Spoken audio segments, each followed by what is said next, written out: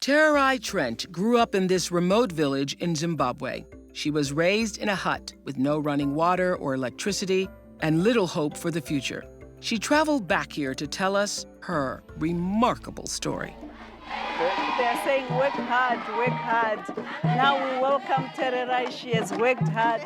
It was a homecoming for an unlikely hero. To these women, Tererai Trent has become a symbol of hope. As a little girl, I was desperate to learn. I was secretly doing my brother's homework, and I learned to read and write from my brother's books. Eventually, a teacher discovered their secret and begged Tererai's father to let her come to school.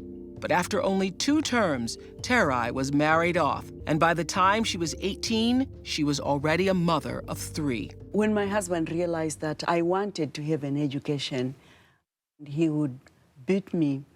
I have nightmares of that time of my life.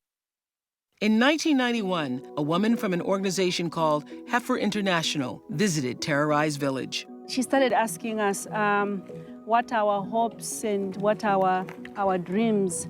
And I remember very clearly saying, my name is Tererai, and I want to go to America to have an education. And she just looked at me. If you desire those things, it is achievable.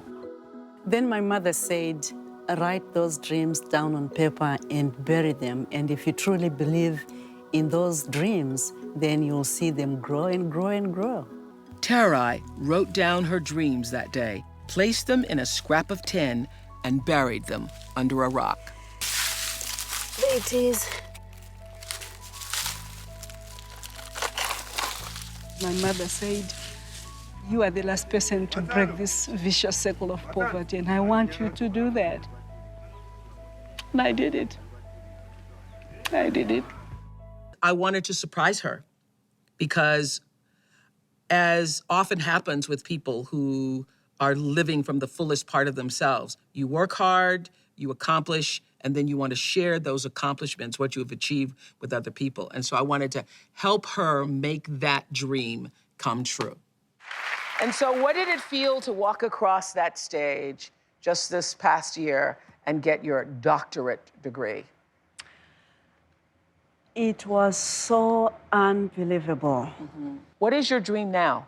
I feel I need to give back. Mm-hmm. It's not only about Tererai, but it is about thousands and millions of children that are out there, thousands and millions of girls that are not having the education. Mm-hmm. I need to build a school in my village. Trying to build a school? I'm trying to build a school. Yeah. When Tererai was here in 2009, we got a glimpse at the horrible conditions of the school. The buildings are literally falling apart, holes in the ceilings, force children to sit along the walls when it rains. And most of the classrooms don't have desks, so the students do all their reading and writing on the floor. And the teachers have no supplies, and as a result, there's a dismal 14% pass rate. I have been so moved by your story. Your story is, you know, at the core of everything I believe in the possibility of a human life here on Earth. And for that reason, I am going to help you rebuild your school. I'm donating $1.5 million. Yes. I'm donating $1.5 million to...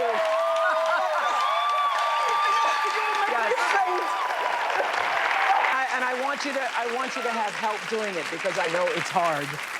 Save the Children is going to spend 3 years working with teachers and children and parents in the area to improve literacy and basic education. So ultimately, 4,000 children will have a better education because of you. We're going to build a school together. We are going to build a school. It is achievable. And it is achievable.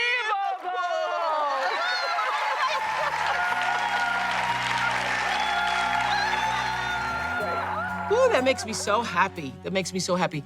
You know, if you will roll the tape and you will see that moment where when she first comes out and we first look at each other, that is just a solid moment. That is a woman to woman. That is a I see you, I know you, I know who you are, and I know what it takes to do what you have done. That's what I call holy moments, when you look at somebody and you feel the fullness of who they really are. That's what that moment is about.